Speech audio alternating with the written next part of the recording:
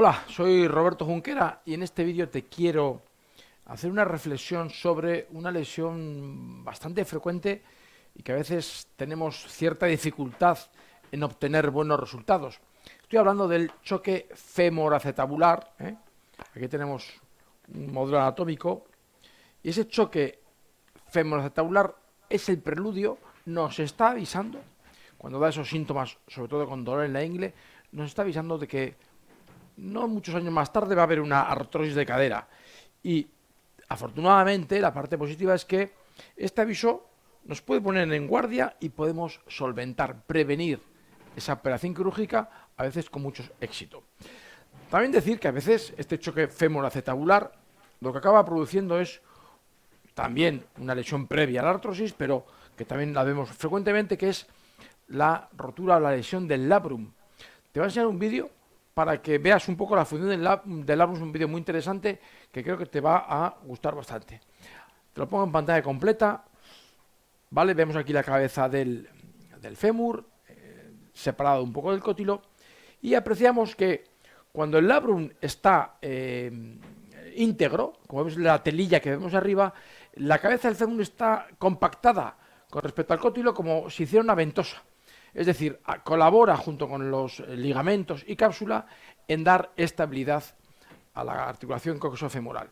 Ahí vemos cuando está roto, pierde esa estanqueidad y ya no tiene ese efecto de ventosa, y luego una vez que se repara otra vez el labrum, pues vuelve a tener efecto de ventosa y la estanqueidad garantiza una estabilidad inherente a esa coxofemoral. Luego, esa estabilidad estará también, o colaborará también en esa estabilidad, los ligamentos, cápsula y evidentemente toda la estructura muscular que estabiliza la cadera. El psoas es uno de los más importantes, ¿vale?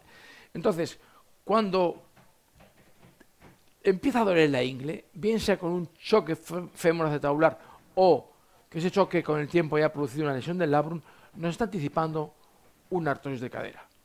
Lo que te quiero decir yo en este vídeo es que antes de que se produzca la rotura del labrum, porque una vez que se rompe el labrum, ciertamente la opción más importante es la operación quirúrgica. Pero antes de que se rompa el labrum, cuando empieza a dar los primeros síntomas de choque femoroacetabular, de dolor en la ingle, podemos actuar entendiendo el por qué, el cómo se produce este problema. ¿Por qué se produce este choque femoroacetabular? En algunos casos puede haber un factor estructural anatómico, es decir, una malformación de la cadera que se puede diagnosticar fácilmente, que el traumatólogo te la puede diagnosticar y que, bueno, en estos casos ya nos enfrentamos a la anatomía. Poco tenemos que hacer en cuanto a terapia manual. Pero en muchas ocasiones no hay un problema serio en cuanto a la estructura y, sin embargo, empieza a haber un dolor en la ingle, la flexión forzada de cadera, la agacharme, el problema de cuclillas, y estos choques prematuros femoroacetabulares que ya están indicando una futura artrosis se pueden evitar si entendemos la causa funcional de este choque femoroacetabular. Y la causa está en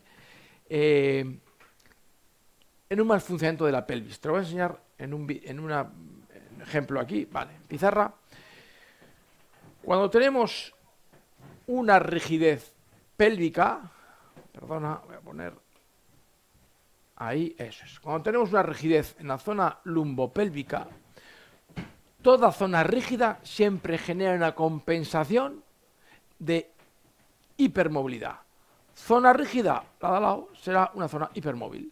Esto sucede mucho con las rigideces lumbopélvicas que generan, entre otras cosas, hipermovilidad, inestabilidad de la coxofemoral. Depende de qué torsión pélvica y qué asimetría tengamos en la zona lumbar, afectará a una o a otro lado. Pero en definitiva, una rigidez lumbopélvica afectará a una inestabilidad en la coxofemoral. Esto un tiempo no pasa nada porque tenemos estructuras, como hemos visto, la propia estanqueidad de la coxofemoral, los ligamentos, músculos, contrarrestan esta hipermovilidad, pero con el tiempo empieza a haber una fatiga. Esta inestabilidad tarde o temprano va a acabar venciendo la vigilancia que hacen los músculos respecto a esta estabilidad, van a ir irritando ligamentos, tendones y va a facilitar que haya más presión entre el juego, entre el fémur y el cótilo, y este exceso de presión va a favorecer este choque femoral-acetabular y la rotura del labrum. En definitiva, trasladarte la idea de que un problema femoral-acetabular en el fondo es un problema lumbopélvico, que frecuentemente, salvo que haya un problema estructural de por medio, si es funcional, va a haber un problema lumbopélvico que luego se va a traducir con dolor en la ingle, con ese choque femoral-acetabular, sí, pero el problema está aquí detrás. Vale. La siguiente consideración que te haría es que frecuentísimamente este problema lumbar puede tener una serie de causantes mecánicos que siempre aludimos con facilidad, pues son factores evidentes, como es una rigidez propia de la edad, una rigidez propia de alguien con poca flexibilidad, que hace poco ejercicio físico y que se va anquilosando. Pero también hay que decir que a veces esta zona lumbar se va anquilosando porque previamente ha sido hipermóvil o inestable. Es decir, frecuentemente hay una zona demasiado rígida en la zona lumbar alta, dorsal baja.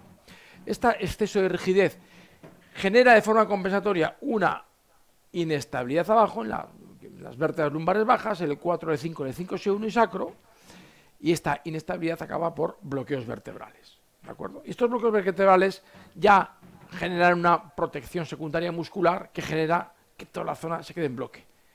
La zona que absorberá ese déficit de movilidad será las coxofemorales, trasladando esa inestabilidad a ese movimiento coxofemoral. Con lo cual, tratar esta inestabilidad y la rigidez es fundamental. Lo que te quiero trasladar en este vídeo es que frecuentemente el origen, a veces, además de los factores mecánicos, pueden estar influenciando factores viscerales. Varias vísceras pueden provocar rigidez lumbar alta, inestabilidad lumbar baja, que luego acabe en afectación de la coxofemoral. Reflejos del riñón, disfunción renal, reflejos ginecológicos, útero, próstata, intestino delgado, son órganos todos abdominales que acaban, o pélvicos que acaban repercutiendo en la movilidad de la zona lumbar baja, primero inestabilidad y luego rigidez, y facilitando esta patología de cadera, que a veces empieza a avisar con ese choque fémuro-acetabular, pero acaba en artrosis de cadera. Y todo esto se puede evitar si lo cogemos a tiempo y tratamos el problema no solo tratando la cadera, sino tratando la zona lumbar y los órganos que están alterando esta rigidez lumbar. Todos los órganos de nuestro cuerpo se pueden alterar. Antes de hablar de enfermedades, hablaríamos de disfunción. Se pueden alterar por factores como el estrés, como la mala alimentación, alteraciones emocionales, porque en medicina china cada tipo de emoción va a un órgano en concreto. Y luego ese órgano, depende de qué órgano hablemos, trasladará la rigidez y se somatizará en algunas zonas concretas de nuestra columna.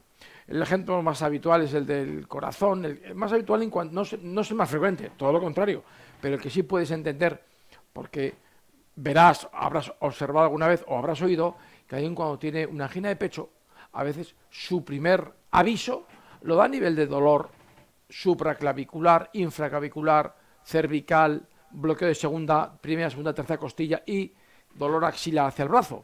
Claro, porque el corazón tiene reflejo en esa zona y normalmente siempre es hacia el brazo izquierdo. Bueno, pues cada órgano tiene un mapa de somatización. Y en este caso, hablaríamos del riñón, útero, próstata, intestino delgado, incluso el colon irritable también el colon descendente, que es el colon intestino grueso, puede provocar problemas lumbares que una de sus posibilidades es, además del propio problema lumbar, es afectación de la movilidad en la coxofemoral. ¿Vale?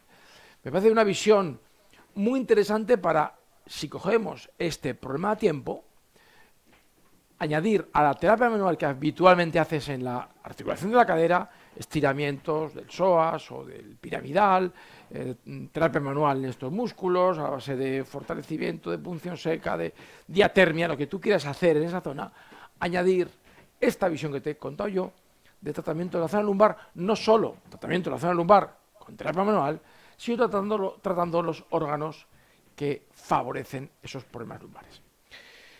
Si quieres profundizar más en este tema de cómo los órganos afectan a nuestro sistema musculoesquelético, cómo podemos ayudar a esos órganos a que funcionen mejor, con dieta, con plantas medicinales, con con una gestión del estrés y siendo capaz de diagnosticar qué alteraciones emocionales están detrás de esa disfunción. Si quieres profundizar, como te digo, tienes una masterclass gratuita donde te explico un poco todas estas relaciones. Creo que es una forma complementaria a tu terapia manual de entender la dolencia musculoesquelética. Tienes acceso a esa masterclass al final de este vídeo, en la descripción, una masterclass gratuita que estoy seguro que va a ser de tu interés y que va a ser un antes y un después a la hora de tratar de tu práctica clínica diaria y tratar los problemas de tu paciente.